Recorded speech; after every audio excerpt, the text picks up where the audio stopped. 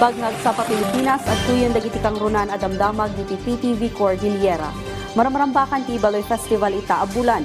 Baban iti nasong aktibidad maipasagupsep kadagiti agtutubo iti syudad ti kinapateg, ti kultura ken tradisyon dagiti Baloy a nagkauna iti Baguio City. Ada report ni Christine Bornolia sa Bawal. Formala na nailukat ti National Indigenous Peoples Month, Ibaloy Festival kadagiti umili itay nabiit. May sa kadagiti highlight ti selebrasyon ti kinapatag ti kultura ken tradisyon dagiti Ibaloy. Panggap ti festival ama italo maaywanan ken nagtalinaed ti kultura dagitoy. Kaya ako pinagpipilitan din na kahit papaano is ma-celebrate sana kahit man may mga konting kulang o konting ano. Kasi itong mga kabataan yung rin na kasi minsan na hindi natin ma-celebrate, makakalimutan na kaagad ito eh. Kaya ang gusto ko kahit papaano, dire-diretso. Dakkel ti akam dagiti agtutubo iti selebrasyon.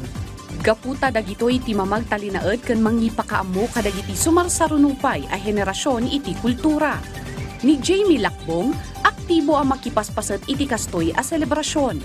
Bilang isang kabataan at bilang isang igorota din po, very important po na i-celebrate ang IP or Indigenous Peoples Month to preserve yung culture po. Ti obserbasyon na, gapo iti modernisasyon, adadagiti agtutubo ti saanan nga interesado iti nabangunan da a kultura.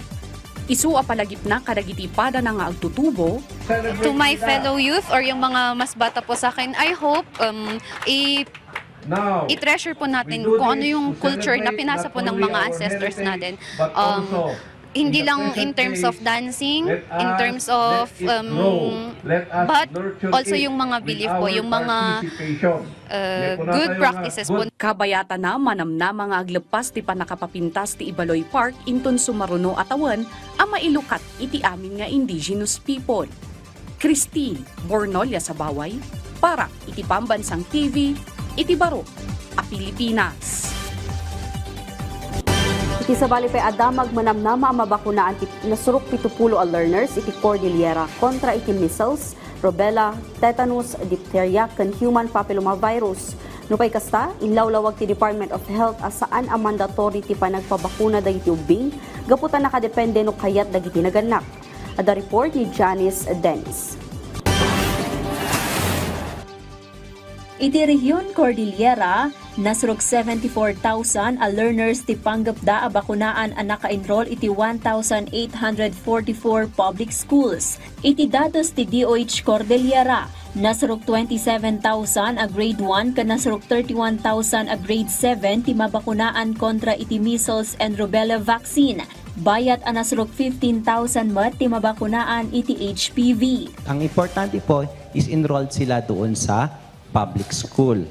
Kaya po yung listahan manggagaling po doon sa DepEd. Tapos i-verify na doon ng mga healthcare workers din po natin. Yung grade 4 po is enrolled doon sa public schools ng grade 4. Pero may age restrictions po siya. So 9 years old hanggang 14 years old po.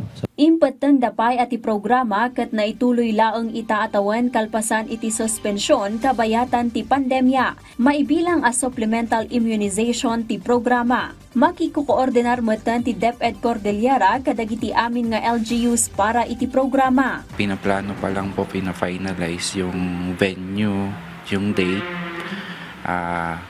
Yung sa venue naman, sa school siya gagawin. Yung mga babakunahan po, composed lahat ng grade 1, grade 4 na female, tsaka grade 7. Sila po ang targeted na babakunahan po, all public school. Inyunay-unay ti departamento asaan met ang mandatory ti panagbakuna kadagiti estudyante. Gaputa kasapulan ti pamalubos ti naganak. Impeteng pay ti ahensya. Amang ipatungpalda iti Information Education Campaign sakbay nga maipatungpal ti programa. Sana yung mga parents, makinig po tayo sa information dissemination na gagawin ng mga health personnel natin sa DepEd at saka sa DOH, no? While hindi naman ito compulsory, but I encourage the parents to believe in our government, the DOH and DepEd. Janice Dennis para iti Pambansang TV, iti Baro a Pilipinas. Dagiti kang runan adamdamag iti PTV Cordillera, i-like, i-follow ka nag-subscribe iti social media platforms ti PTV Cordillera iti Facebook, TikTok, kan YouTube. Para iti PTV balita ngayon sa probinsya, Shock ni Audrey Villena, may bagnal daw.